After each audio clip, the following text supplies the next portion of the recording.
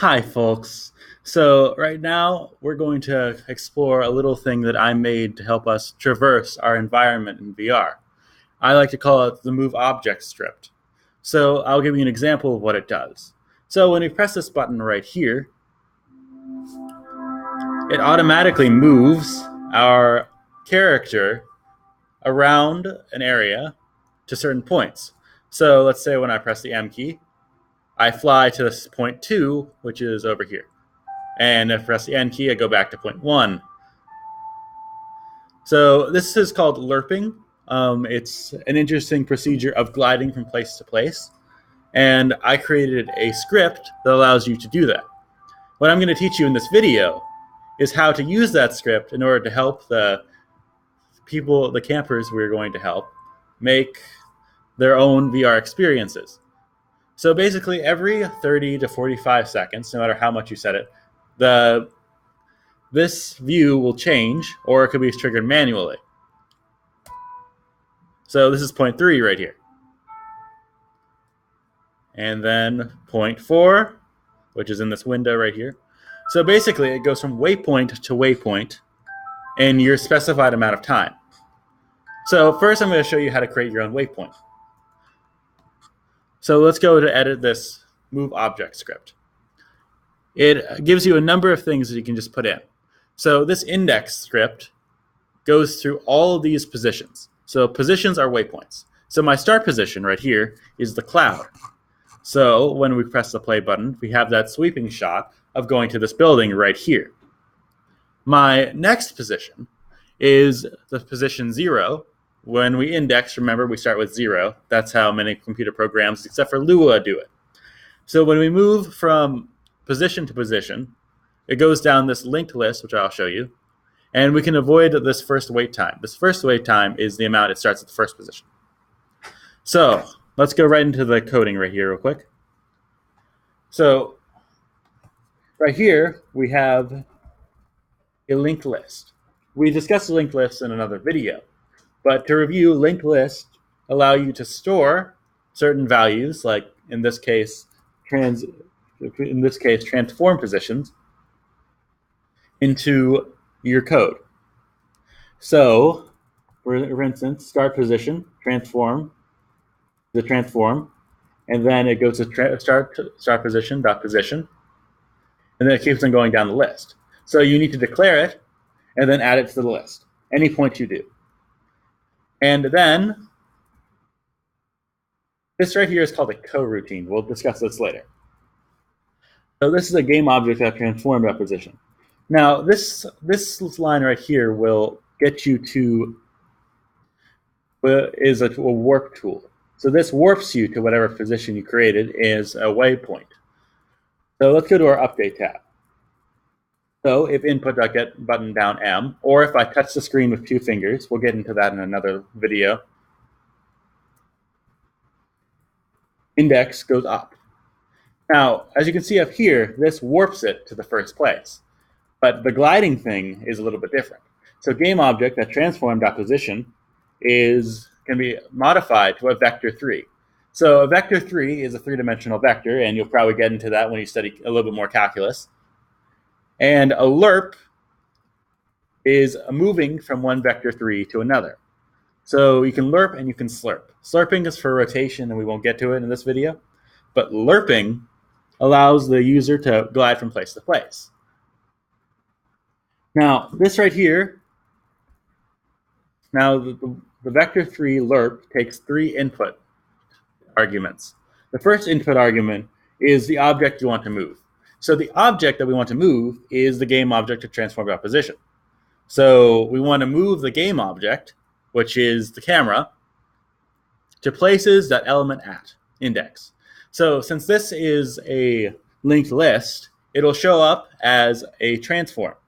And as it transfers via the index, as it goes from index point to index point, it'll move to that index point. And as I showed you down here, you can index and de-index using these keys. So it'll always fly to this point right here, and it'll use delta.time. Delta.time is the speed in which it goes. Any more or less than that is too fast or too slow, in my opinion. So we're not going to mess with that. And let's say if we got to the end. So index equals to the amount of places. I set the index to 0 so that it loops around. Now this right here is an enumerator. Remember when we saw up here the coroutine. So a coroutine is something that happens in a specified amount of time. What we know so far is we can start things at the beginning when we first click the play button, or we can start it whenever we have a fixed update or an update, which is every frame or 60 times per frame. But this enumerator allows us to do things when we want to. So as you saw, the camera moved every 30 to 45 seconds, and that's done with an enumerator. So this is a for loop that allows you to add in the 30 seconds. So this is the duration of how long it'll fly. If index is less than the full amount of places.count, index plus plus. If index larger than places.count, index equals 0. So this basically does what this part did up here with our M and M keys, just like the candy, except it does it automatically every wait time. Now, we can set the wait time whatever we want to right here. So this line right here, the yield, return, new, wait for seconds. So this happens every single time the wait time equals 0. So we can set it to a wait time. So this thing happens over and over again. And it's very useful for having repetitive tasks to happen in the exact time you want it to happen. So let's go to another thing. Now, we set points with our machine. So it goes from point to point. But every point has a certain value assigned to it that's useful to know. So when we go, let's create a new point real quick. Let me duplicate point 1, for instance, or let's go to point 4. Let's add a point 5. So duplicate. I'm going to name this point 5, ET5. Enter. And let's go to where that is real quick. Let's move this over here. And we can dispense with this canvas, I believe, just in case, just checking. Just delete that real quick. So now every point has a speed icon on it. So for speed, it allows you to change each individual second wait time. Remember when we saw wait time? We can set the wait time here. So for this one, we have the waiting time at 30 seconds. So after the camera stays here for 30 seconds, it'll change to the next point, which is the point in the cloud up here. Now this point also has a serial number. Now the serial number allows us to index. So the serial number is tied to our point. And we don't have to worry about the audio right now. So I'll show you how this works under the hood. Edit script.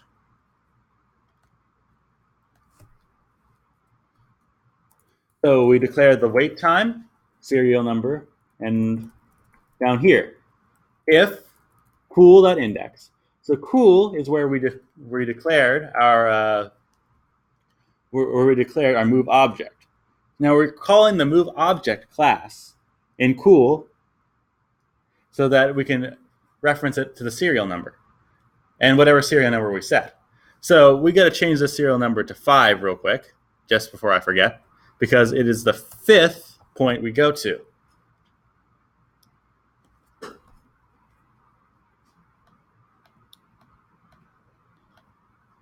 Now that we've moved, so when our index equals to 5, which we haven't set up yet, our serial number, when our serial number equals to 5, we go to index position 5. So wait time equals to wait time. So this basically allows us to make it wait as long as possible. So when you're in a position, you can go as far or as long as you want to. I mean, within reason, of course, you don't want to stay in 3 hours in one place. So I just have it set to 30 seconds. But in the camp, we might set it to 5 minutes, for instance, if it's a really long sequence. But let's declare this position right here in our other script. So what we got to do is we got to go to our other script, and we've got to write our move object script, and we've got to tell this script that this script exists. So let's create a transform. We have to declare it as a transform, like so, position 4.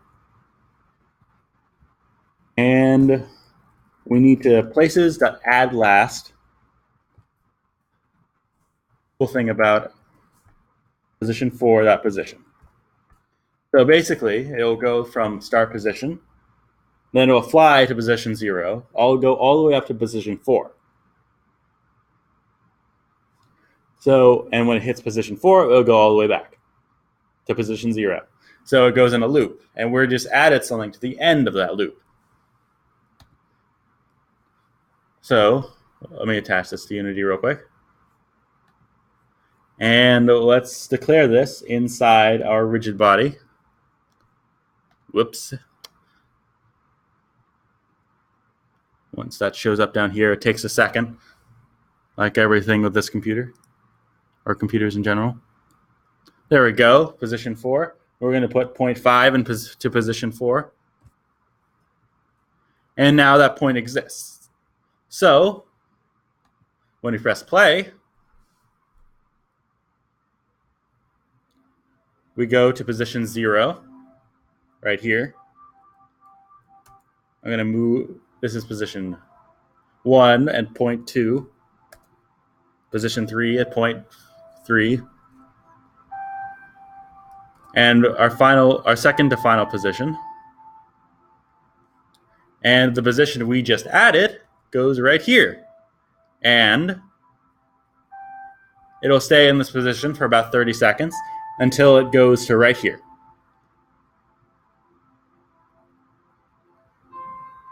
So what we just did right there is we created a new point in the Turing loop system that I created. And when we use this in real life, we can add longer wait times. But for demonstration purposes, I made the wait times 30, 45 seconds. And we are also able to move manually up and down the wait time positions as we traverse through our points. So I hope that this cleared up any confusion about the new system that we're using in order to help this camp run smoothly. And I thank you for your attention. Thank you.